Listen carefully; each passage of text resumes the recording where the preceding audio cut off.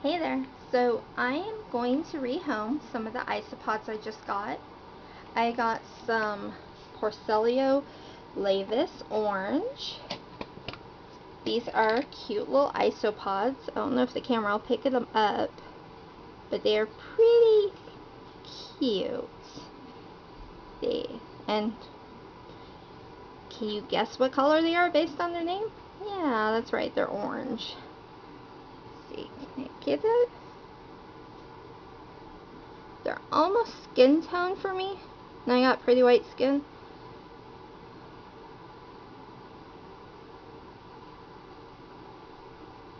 They're pretty cool though. Yeah, the camera's not getting that at all. Sorry about that. I'll see if I can cut in some video of them. So what I am going to put these guys into is an old Exo-Terra I had in the garage.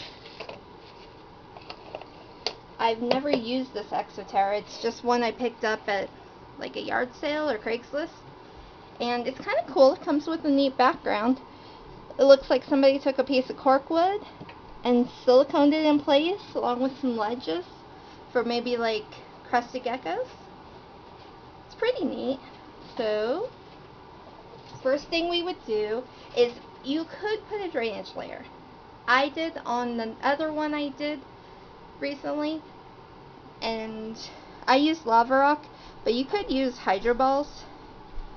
They are little clay balls that work really well with liquids. But you don't have to.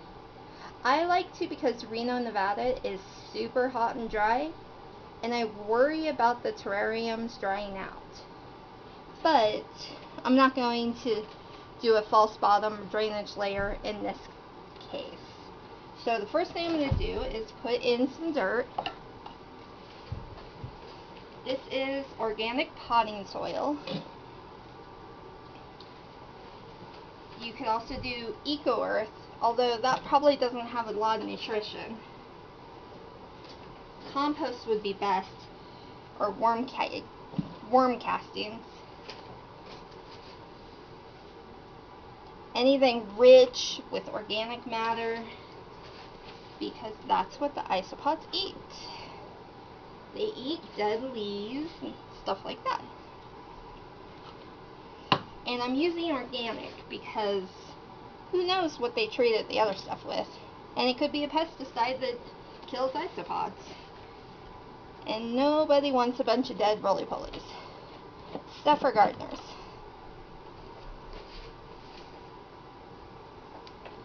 So the more bedding in there, the better. What happens is it's going to hold the moisture better. It's going to give them gradients. So if it's too dry on the surface, they can just go down a little. And I'm going to have to break up a bunch of clumps.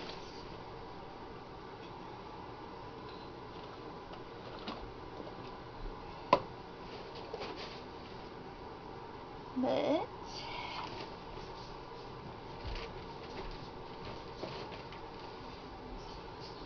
give them a nice base in there.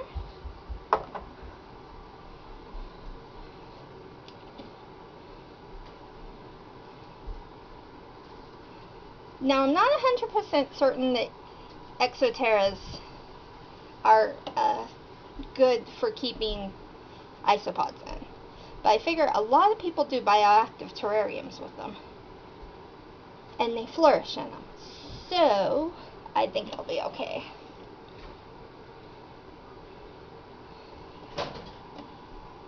But a lot of people do plastic totes for their isopods, which is perfectly fine. That's a good way to keep them.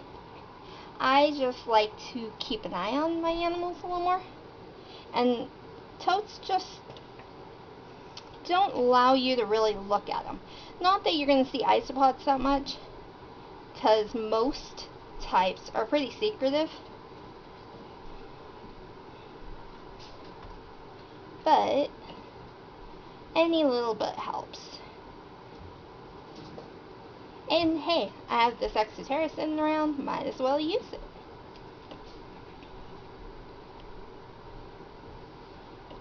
So, I also have some old aspen snake bedding. And normally you would use a bunch of dried leaves and a bunch of old junky wood that you find like in the woods or something. But there isn't really anything around here right now. There is like a tree outside, but there's no bugs living in the leaves, the dead leaves. So I'm worried that the leaves might not be habitable for the isopods. So what I'm going to do is I'm going to put in some of this old aspen snake bedding. It's just dry wood, so it should be okay. It should break down okay. Some people do pellets for like flavoring for barbecues. So like alderwood or oak, and those are good. And they just soak them and mix that in, which I totally want to do, but I'm cheap. And $20 for a bag of those, I'm not going to do right now. I'm probably going to get some eventually, but for now I'm not interested in paying that much. Because you know what? Isopods are actually pretty expensive. I mean, I'm not even talking roly-poly, or rubber duckies, which are buku bucks, but like even regular ones, they are, the ones I got were like $1 each, but then they're shipping on top, so it's like $60. Excuse me. $60 for a bunch of roly-polies. They aren't all roly-polies, by the way. Only certain types can roll up. So some people call them wood lice, some call them soy bugs, or sow bugs. Not my region, obviously. Wood lice, stuff like that. But they're all pretty cool.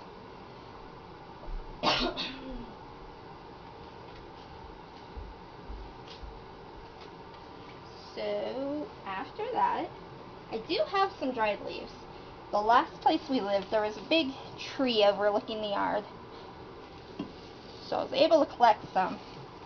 And normally you would boil these or bake these, or put them outside in a trash bag in the direct sun for a couple days, and that kills germs and bugs that might be on it. But these have been just laying around for forever, so I doubt there's bugs on it, left alive on it. But I'm taking a chance. Anytime you get stuff from the wild, you're taking a chance. But isopods eat dead wood and dead leaves most of all, so they have to have a lot of it,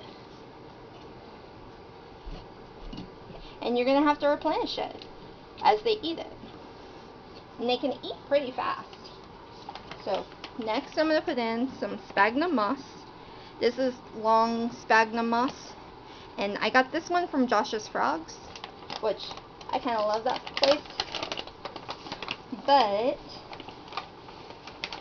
they have sphagnum moss everywhere, like most garden centers. You can get it on Amazon. I'll put a link down below to get a bunch of this stuff on Amazon, so you don't have to go searching everywhere. I'll do like a idea list so you can find everything in one place, including roly-polies and isopods, because they're on Amazon too. So what I'm going to do is, because sphagnum moss contains moisture well, or it keeps moisture well, it will allow there to be a weather spot consistently in the cage. And isopods, although they look like bugs, they aren't. They're actually pretty closely related to like things like lobsters, which if you actually look at their shell, you can see it. And there's isopods down in the ocean too. You probably don't want to look for those videos though, of like the people eating those, because they're kind of creepy. Monty, you don't need the help. Monty. every video. So, but because isopods are crustaceans, they have gills instead of lungs. And that means they have a hard time breathing if it's not damp.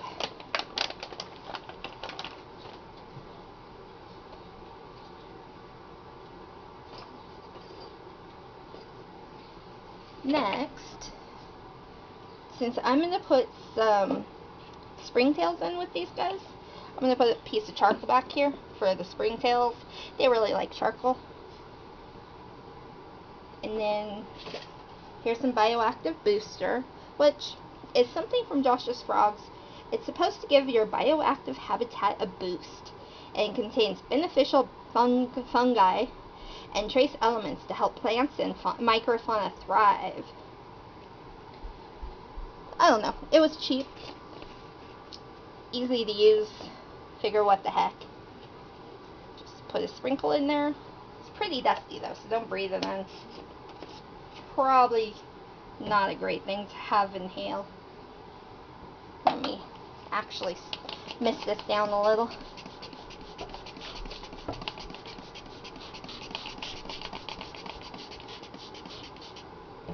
I really need to get a spray bottle, one of the pump action ones, because this gets old really quick.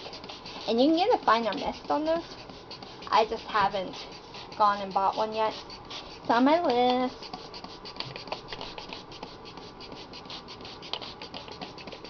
So, concentrating the moisture all in this back corner.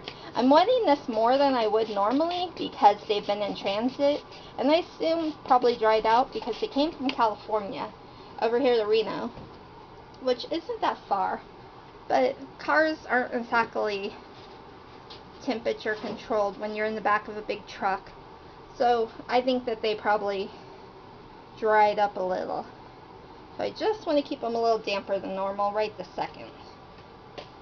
From now on, after this point, I'm going to wet this back corner and not the rest. So if they're too wet, they can come out here. If they're not wet enough, they can go and live in the sphagnum moss. Next, I'm going to put calcium. I'm putting calcium powder, but you can also put crushed eggshells or cuttle bone, like you use for birds. Isopods go through a lot of calcium, and I've heard limestone too, which I have to look into. But they'll come and they'll eat the calcium, and it helps them when they molt. They really need that. Next, since I'm putting springtails in, they'll need something to eat. So what I'm going to put is nutritional yeast, which is super cheap and easy to get at the grocery store. And I'm just going to put a tiny pinch because I'm not going to put a ton of creatures in here. And if I put too much food, then it'll attract nasty bugs. Next, isopods eat the wood and the leaves, but they can also need protein. So fish food works pretty good for that.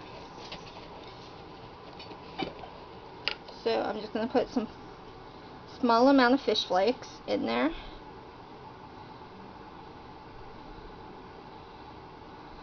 And I'm putting it up front so I can keep an eye on it better.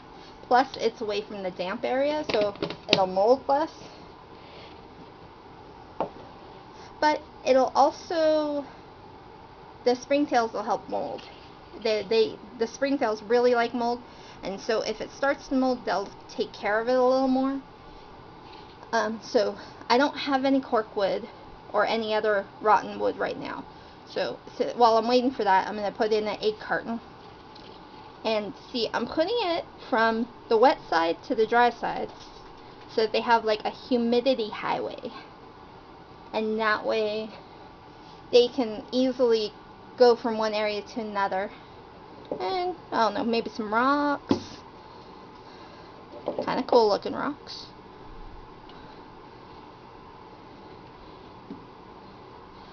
Can also do a toilet paper tube, because bugs love toilet paper tubes.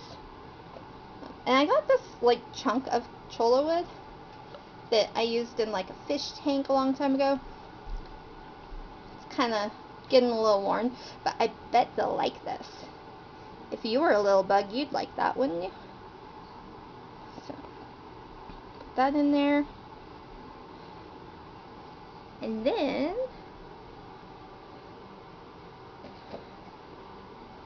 next, we'll put some springtails. So, I just got this colony off of Craigslist. I don't know if the camera will pick that up. They're pretty little. They're like teeny, teeny, tiny.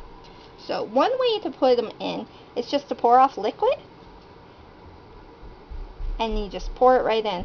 Or, you can take a chunk of the charcoal and just tap it in there. There you guys go. New habitat.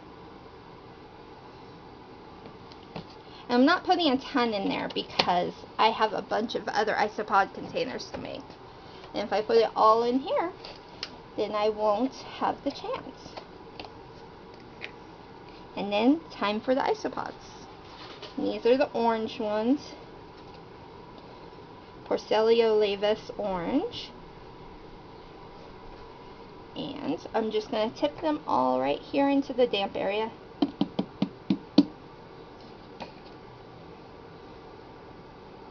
There you guys go.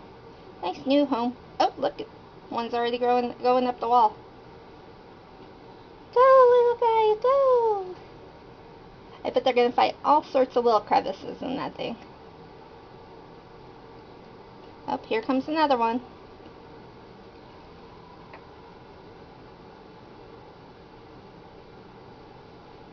They really like that wall, apparently. Going straight up it. So, now, this type of isopod has been accused of eating small animals. So, most people use isopods as cleaners for their tanks, bioactive tanks, but this is probably not the best type for that. I don't know if there's any truth to the rumors, but I've heard a lot of people say that they put them in with their tarantulas, and when the tarantula molted, the isopods were able to eat it, or a bunch of them didn't get fed enough protein and like attacked dart frogs or little things like that. Let's see if... So I'm not going to take a chance on this, but if nothing else, they're going to have a happy little home. There you go. All the way up to the top almost. Oh, look, he found a little crevice. Oh, he's peeking out. He's checking out all the little housing. It's pretty cool, though.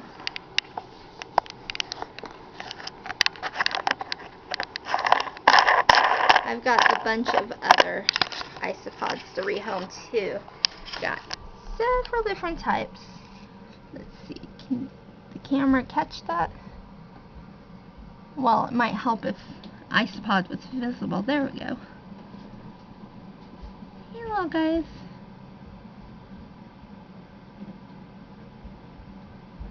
Oh, they really like that background. I'm not sure what all of it's made of. They're on the edge of the cork bark and something else. There's a little one down there too. They're really having fun. So when I get when I receive the package, I'm gonna put some more dried leaves in here. I've got, I think, oak tree leaves and maybe some magnolia leaves. I can't remember what I ordered. Then I got cork bark.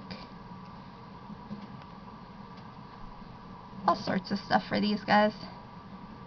And they'll have fun. Let's see. Can the camera catch them?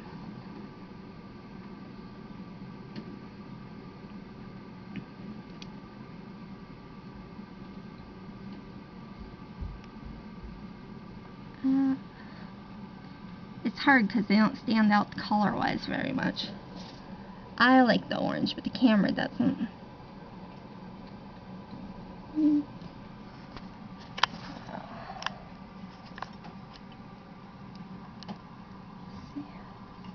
Just saw one running under the egg carton, but of course, aim the camera at it and the egg's gone.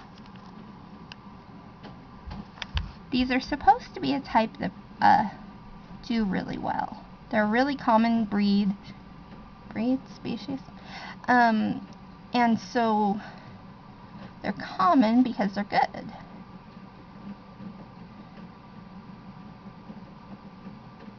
So I'm really looking forward to these guys. See you later.